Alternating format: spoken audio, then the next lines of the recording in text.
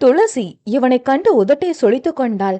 அன்று வீட்டில் நடந்த காட்சி இருவரின் மனதிலும் படமாக ஓடியது ஒரு நொடி.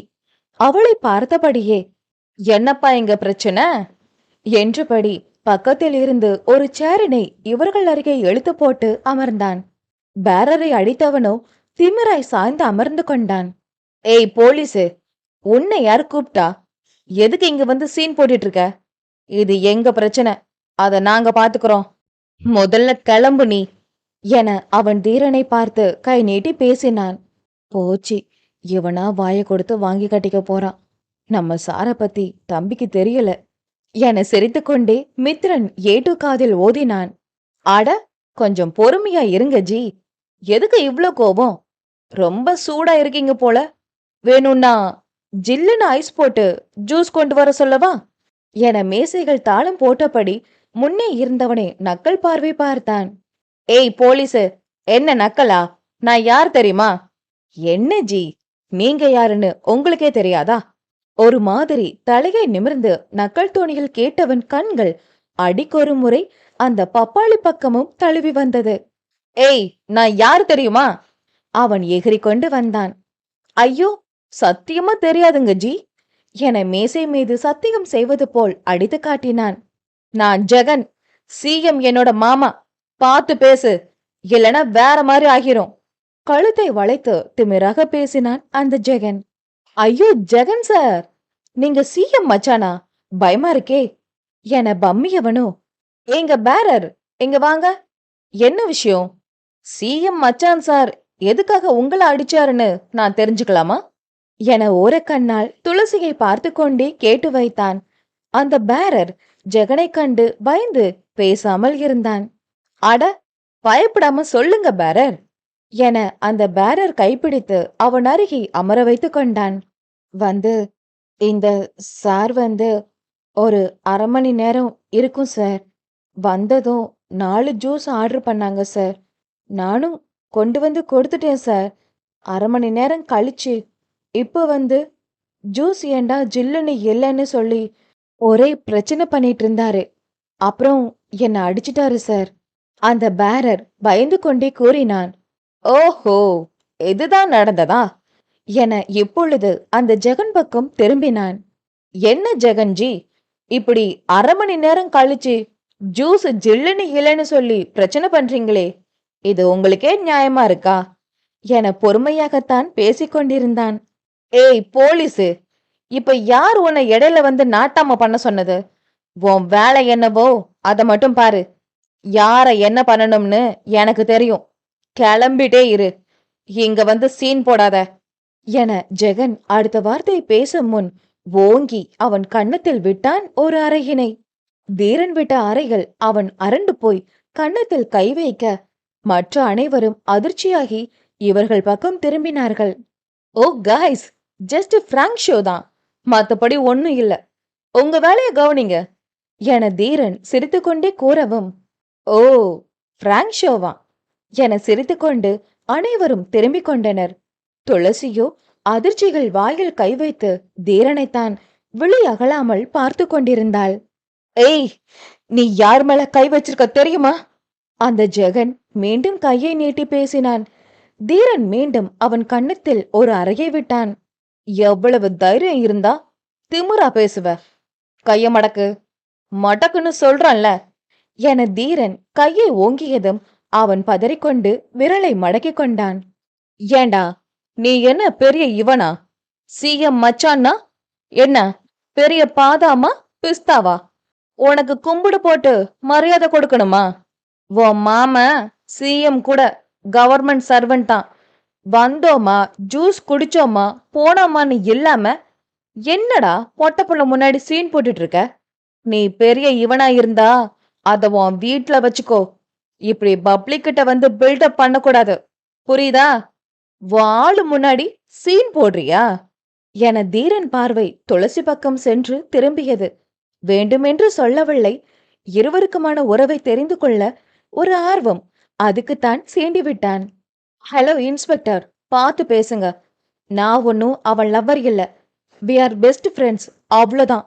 மூக்கு சிவக்க எழுந்து நின்றாள் துளசி. ஒரு கிலோ ஐஸ் கட்டியை முழுசாய் விழுங்கியது போல் இருந்தது தீரனுக்கு. ஒரு நொடி இருவரும் காதலர்களாய் இருப்பார்களோ என்று பயந்து போயிருந்தான். அடடே, மீடியா மேடம், நீங்க இங்கதான் இருக்கீங்களா? என்ன மேடம், நீங்க அநியாயம் கண்டா பொங்குற ஆளாச்சே. அப்புறம் என்ன மேடம், இப்ப மட்டும் கம்முன்னு உட்கார்ந்திருக்கீங்க? இந்நேரம் பொங்கி எழுந்திருக்க வேண்டாமா? ஒரு மாதிரி இதழை வளைத்து குறும்புடன் கேட்டான். துளசி எதுவும் பேசாது திரும்பி நின்று கொண்டாள். அவன் பார்வை அவளை ஏதோ செய்தது. உங்க நியாயமெல்லாம் என்கிட்ட மட்டும்தானா மீடியா மேடம் என்றவன் இன்னொரு அறையை அந்த ஜெகன் கன்னத்தில் கொடுத்தான்.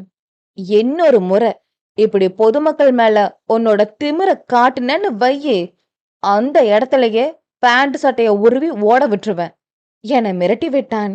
டேய் தம்பி, இவன் உன்னை வேலை பார்க்க விடாம தொந்தரவு பண்ணதாகவும் உன்னை அடிச்சுட்டான்னு சொல்லி கேஸ் கொடு. இப்பவே இவனை அடிச்சு தர தரன்னு இழுத்துட்டு போறேன். அப்போதான் இந்த பொறுக்கி திமிர குறையும் என அந்த ஜெகனை கொலைவெறியோடு முறைத்தான்.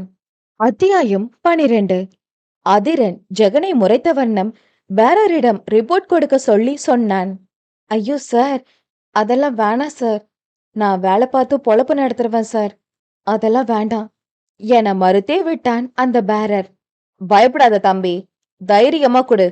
இவனை உள்ள தள்ளி முட்டிக்கு முட்டி தட்டுற, அப்போதான் இவன் சரியா வருவான் என கையை முறுக்கிக் கொண்டே எழுந்து நின்றான் தீரன். அந்த ஜெகன் தீரன் விட்ட அறையில் வாயை மூடிக்கொண்டான். அவன் விட்ட அறைக்கு கடவாய்ப்பல் ஆடுவது போல் இருந்தது. எங்கோ ஏதாவது பேசி இருக்கும் பல்லையும் பறிகொடுக்க அவன் என்ன முட்டாளா? நான் என் மாமா கிட்ட சொல்லி அப்புறம் உன்னை என்ன பண்றேன் பாருடா போலீஸு என முணங்கிக் கொண்டான் அந்த ஜெகன். ஏய், என்னடா முணுமுணுக்கிற? வாய உடைச்சிருவேன் போரிக்கு பயலே என கையை ஓங்கினான் தீரன். ஐயோ சார், பிரச்சனை எதுவும் வேண்டாம் என அந்த பேரர் பயம் கொண்டு கெஞ்சினான். அந்த கடையில் எப்படியும் ஒரு 10 பேருக்கும் மேல் இருப்பார்கள். ஆனால் அவர்கள் அனைவரும் இது அனைத்துமே பிராங்க் வீடியோ என எண்ணி பெருசாக எடுத்துக்கொள்ளவே இல்லை.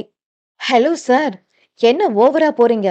அதுதான் அந்த பையனே கேஸ் கொடுக்கலன்னு சொல்றானே, அப்புறம் ஏன் கம்பல் பண்றீங்க? ஜெகன் பண்ணது தப்புதான், அதுக்கு நாங்க மன்னிப்பு கேட்க சொல்றேன். நான் சொன்னா ஜெகன் கேப்பான் என சேரில் இருந்து கோபமாக எழுந்து ஜெகன் முன்னே வந்து நின்றாள் துளசி. அடேங்கப்பா, மீடியா மேடத்துக்கு பயங்கர கோபம் வரும் போல. பயம் கொள்வது போல் ஆக்ஷன் செய்தான் தீரன். ஏட்டு அண்ணன், இந்த ஜெகன் பயலுக்கு நேரம் சரியில்லைன்னு நினைக்கிறேன். பேசாம சாரி கேட்டுட்டு கம்முன்னு இங்க இருந்து போனா அவனுக்கு நல்லது என மித்திரன் குசு குசுவென்று முணுமுணுத்தான்.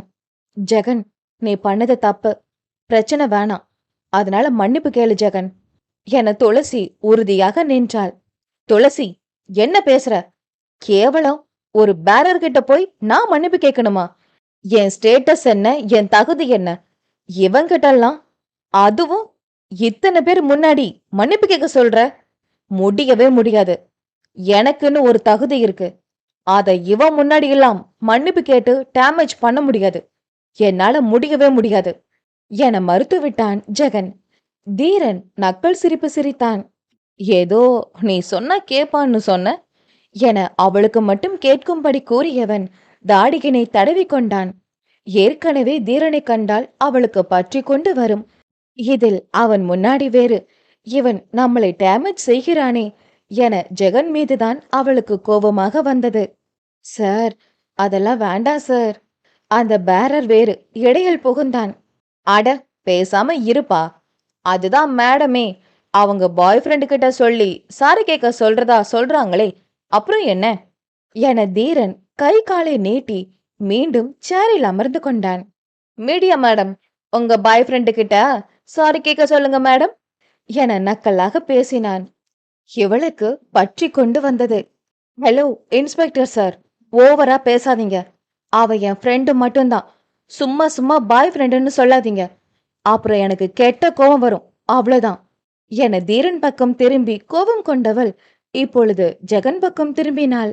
ஜெகன், வம்பு வேண்டாம், தப்பு ஓ மேலதான். நீங்க அந்த பையன் மேல கை வச்சிருக்க கூடாது. பேசாம அந்த பையன்கிட்ட ஒரே ஒரு சாரி மட்டும் கேளு, நம்ம இங்கிருந்து போயிடலாம் என எவ்வளவோ கூறி பார்த்தாள் துளசி. என்ன துளசி நீ? அதெல்லாம் முடியாது. இந்த போலீஸ் நம்மள கேஸ் போட்டு உள்ள தள்ளிருமா என்ன? என் மாமா யாருன்னு தெரியும்ல. பேசாம இரு துளசி, நான் பாத்துக்கிறேன். இவங்க என்ன பண்ணிருவாங்கன்னு பாப்போம் என ஜெகன் வெளியே வீரப்பாக பேசினாலும் உள்ளே தீரன் கண்டு பயம் இருக்கத்தான் செய்தது. தீரன் இன்னும் துளசியை கண்டு நக்கலாக சிரித்தான். அது வேறு, அவள் தன்மானத்தை சீண்டுவது போல் இருந்தது. ஜெகன், இப்ப நீ மன்னிப்பு கேட்க போறியா இல்லையா என்றாள் சற்று கோபமாக. முடியாது துளசி என்றான் அவளுக்கு மட்டும் கேட்கும்படி. ஜெகன், நீ பண்றது கொஞ்சம் கூட நல்லா இல்ல ஜெகன். இப்ப மட்டும் நீ அந்த பையன்கிட்ட மன்னிப்பு கேட்கலன்னா அப்புறம் நான் சத்தியமா உன்கிட்ட பேசுறது இன்னைக்கு தான் கடைசியா இருக்கும் ஜெகன் என மிரட்ட துவங்கி விட்டாள். கேவலம், இவனுங்களுக்காக நீ என்கிட்ட கெஞ்சிட்டு இருக்கியா? வாட் இஸ் திஸ் துளசி? இதெல்லாம் ரொம்ப நான்சென்ஸா இருக்கு என ஓவராய் சிலுப்பிக் கொண்டான் ஜெகன். இவ்வளவு நேரம் மறைமுகமாக சிரித்து கொண்டிருந்த தீரன் இப்பொழுது வெளிப்படையாக சிரித்து விட்டான். அவ்வளவுதான், துளசிக்கு கடுப்பாகிவிட்டது. ஜெகன், கடைசியா உன்கிட்ட கேக்குறேன். இப்ப மட்டும் நீ அவன்கிட்ட மன்னிப்பு கேட்கல, அப்புறம் சத்தியமா நான் உன் மூஞ்சில கூட முழிக்கவே மாட்டேன் ஜெகன். துளசி என கெஞ்சலாக பார்த்தான் ஜெகன். முடியுமா முடியாதா? ஃபைனலா சொல்லு ஜெகன் என தனது கைப்பையினை எடுத்து தொழில் போட்டாள். அட ஆமா சொல்லுங்க ஜி, கை விலங்கு வேற வெயிட்டிங், அரெஸ்ட் பண்ண என கையை முறுக்கிக் கொண்டான் தீரன். ஜெகன் எதுவும் பேசாது அமைதியாக நின்று கொண்டிருந்தான். அவ்வளவுதான், பொறுமை காற்றில் பறந்தது துளசிக்கு. நான் இவ்வளவு சொல்லியும் நீ கேட்கவே இல்லல ஜெகன். இனி எப்பவுமே என் மூஞ்சில கூட முழிக்காத. குட் பை மிஸ்டர் ஜெகன் என்றவள் கோபமாக கைப்பையனை தோளில் போட்டுக்கொண்டு நடக்க துவங்கிவிட்டாள். துளசி நில்லு, துளசி நில்லு என்று ஜெகன் தலையில் கை வைத்துக் கொண்டான். அவள் நிற்கவே இல்லை. துளசி சரி நில்லு, நான் சாரி கேக்குறேன் என சத்தமாக கத்தினான் ஜெகன். துளசி கால்கள் பட்டென்று நின்றது. மெல்ல இவர்கள் பக்கம் திரும்பி பார்த்தவள் மீண்டும் இவர்களை நோக்கி வந்தாள். உண்மையாவா ஜெகன் என ஆச்சரியமாக கேட்டு வைத்தாள். பின்ன அப்புறம் நீதான் பேச மாட்டியே, அதனால உனக்காக மட்டும்தான் என தலையை ஆட்டினான் ஜெகன். தீரன் முகத்தில் இருந்த புன்னகை மறைந்து ஒற்றை பூர்வம் உயர்த்தி பார்த்தான். ஏதோ வேண்டா வெறுப்பாக அந்த பேரர் பக்கம் திரும்பிய ஜெகனோ சாரி என்றான் கடுப்பாய். என்ன, உங்க பாய் ஃப்ரெண்ட் சுவர்கிட்ட மன்னிப்பு கேக்குறாரு? சுவத்தையா அடிச்சாரு? யார அடிச்சாரோ அவர்கிட்ட மன்னிப்பு கேட்க சொல்லுங்க மேடம் என ஏக போக கடுப்பில் பல்லை கடித்தான் தீரன். ஐயோ ஜெகன், அந்த பையனை பார்த்து சாரி கேளு என பொறுமை இழந்து கத்திவிட்டாள் துளசி. சாரி உன் அடிச்சதுக்கு என கடமைக்கு அந்த பேரரிடம் மன்னிப்பு கேட்டுவிட்டு போகும் முன் தீரனை முறைத்து கொண்டே வேகமாக வெளியே சென்று விட்டான் ஜெகன். அவனை தொடர்ந்து மற்ற மூவரும் அவன் பின்னே கொடுக்கு பிடித்துக் கொண்டு சென்றார்கள். கடைசியாக துளசியும் செல்லலாம் என எத்தனைக்கும் நேரம் ஹலோ மீடியா மேடம் என தீரன் அழைக்கும் சத்தம் கேட்டு பட்டென்று நின்றது அவள் கால்கள். என்ன மிஸ் மீடியா மேடம், உங்க பாய் ஃப்ரெண்ட் நீங்க சொன்னா என்ன வேணாலும் செய்வாரு போலவே என நக்கலாய் உதட்டை சொலித்துக் கொண்டான். ஹலோ மிஸ்டர் இன்ஸ்பெக்டர் சார், நான் பல முறை சொல்லிட்டேன், அவன் ஒண்ணு என் பாய் ஃப்ரெண்ட் இல்ல, ஜஸ்ட் ஃப்ரெண்டு தான் என தீரனை பார்த்து கோபத்தில் விரல் நீட்டி பேசினாள். அச்சோ மேடம், ஏன் தப்பாவே புரிஞ்சுக்கிறீங்க?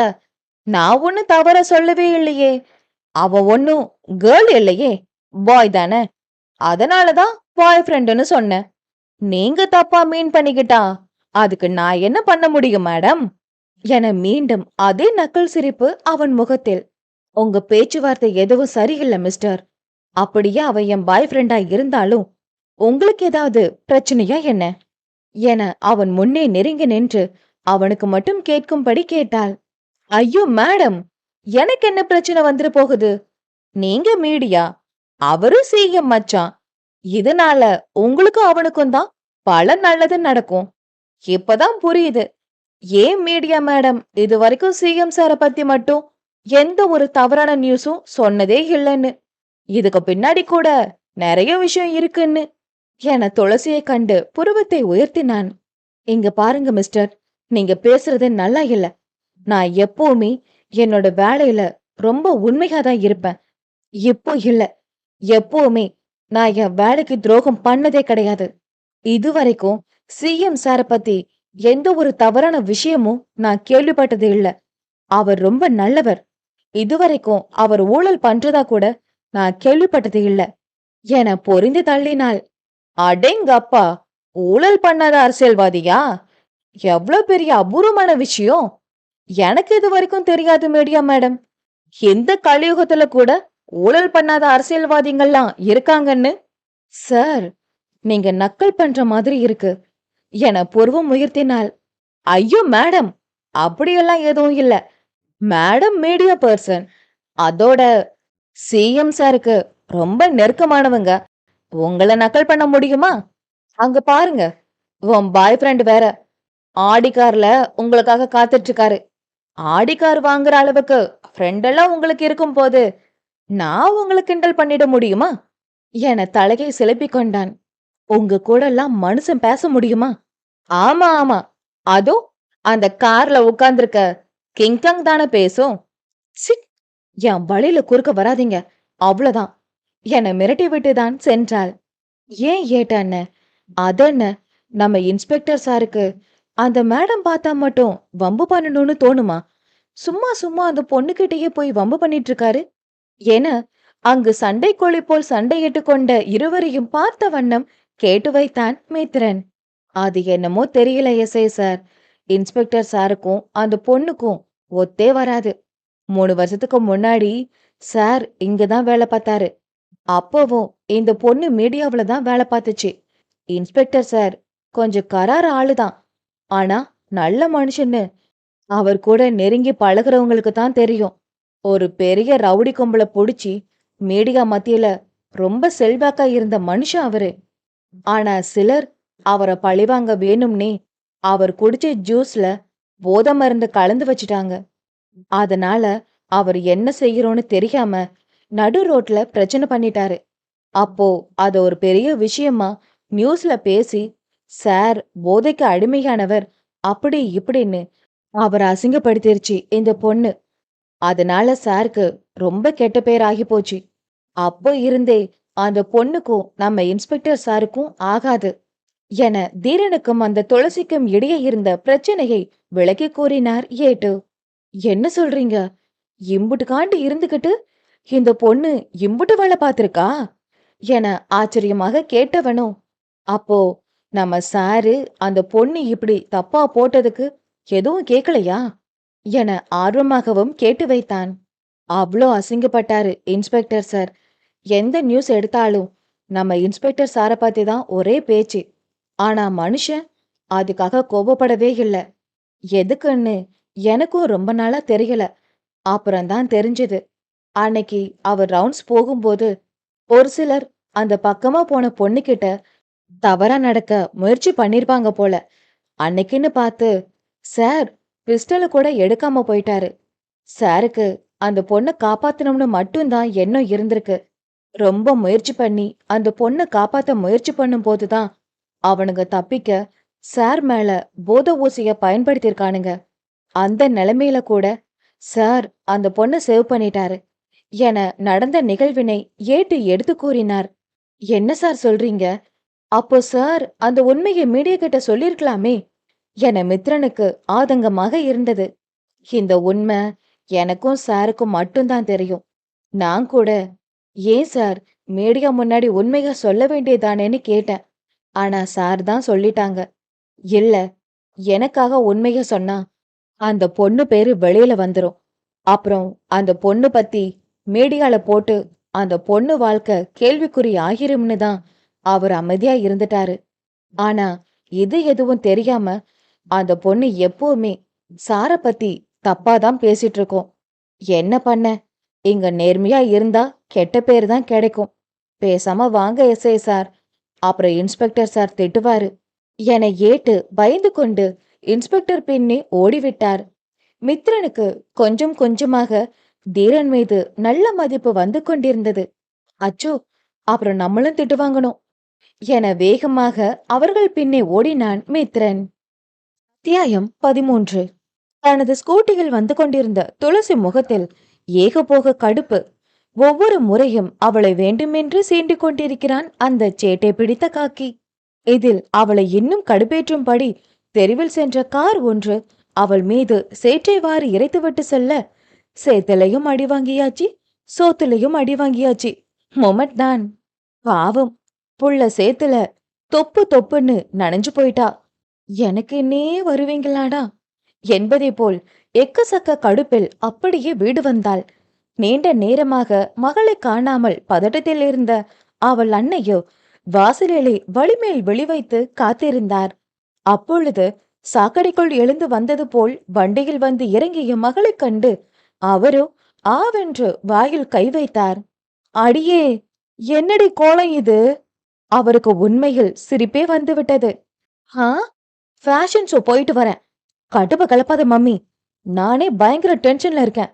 எரிச்சலுடன் சொன்னவள் படபடவென்று படிக்கட்டில் ஏறினாள். சாப்பிடவாடி, சிரிப்பை அடக்கியபடி அழைத்தார். எனக்கு ஒரு மண்ணு வேணாம், நீங்களே கொட்டிக்கோங்க. எரிச்சலில் படியேறி வந்தவளுக்கு இந்த கோபம் கூட காக்கி மீதுதான் திரும்பியது. யோ காக்கி, உன்னாலதான் எல்லாமே. அந்த அப்பாவி மீது பழியை போட்டாள். நீ சேத்துல அடி வாங்கினதுக்கு அவர் எப்படி காரணமாக முடியும்? அவள் மனசாட்சியை அவளை வாரியது. அவர்தான் காரணம். இன்னொரு முறை அவனுக்காக பேசின, உன்னை கொன்னு புடுவேன் என்று அவள் மனசாட்சியையே மிரட்டியவள் சோடா பூட்டியை கலட்டி ஓரம் வைத்துவிட்டு ஒரு டவலை மட்டும் எடுத்துக்கொண்டு பாத்ரூம் சென்றாள். இந்த உலகத்தில் இருக்கும் மொத்த கெட்ட வார்த்தையாலும் அவனை அர்ச்சனை செய்தவள் குளித்து முடித்து தலையை கூட துவட்டாமல் மார்போடு டவலை மட்டும் சுற்றி கொண்டு வெளியே வந்தவள், அலெக்சா, பிளே சாங் என்றாள். சில்லாஞ்சிருக்கியே, ஏன் சில்லாஞ்சிருக்கியே, சில்லாஞ்சிருக்கியே, என கொள்ளுற அரக்கியே, சொல்லாம என் மனசு பொழிஞ்சு புட்டியே, உள்ளார ஓடி வந்து ஒரஞ்சு புட்டியே, கண்ணால கண்ணால மோதி என் முன்னால போற பந்தாவா, என்ன நீ பந்தாட வார, என் உசிரெடுத்து இப்போ தார தேதி சொல்லேண்டி. அந்த அறை எங்கும் பாடல் சத்தத்துடன் அவள் மீதிருந்து வந்த ஷாம்பு ஸ்மெல்லும் சோப்பு ஸ்மெல்லும் இன்னும் கமகமவென்று நிறைந்து இருந்தது. அந்த ஆள் உயர கண்ணாடிகள் தன் பிம்பத்தை பார்த்து கொண்டவளுக்கு கண்ணாடி போடாமல் அவள் உருவம் சற்று மங்களாய்தான் தெரிந்தது. ஆனாலும் செதுக்கி வைத்தாற் போல் இருந்தவளின் உடலினை தழுவி செல்ல அந்த டவல் என்ன புண்ணியம் செய்தது என்றுதான் என்ன தோன்றியது. சும்மா சொல்லக்கூடாதடி துளசி, நல்லா திருநெல்வேலி அல்வா மாதிரி கும்முன்னு தாண்டி இருக்க. யாருக்கு கொடுத்து வச்சிருக்கோ என்று பெருமூச்சு விட்டு கொண்டவளுக்கு திடீரென்று அந்த காக்கி ஞாபகம் வந்து தொலைந்தது. அன்று அவன் அருகே அத்தனை நெருக்கத்தில் நின்ற காட்சி ஞாபகம் வரவே அவளையும் அறியாமல் ஒரு சிறு தடுமாற்றம். அவன் பார்வை, அந்த ஒரு பார்வை போதும் கன்னி பெண்களை வசியம் செய்ய. அப்படி ஒரு ஹேர்செல் வெளிகள் அது.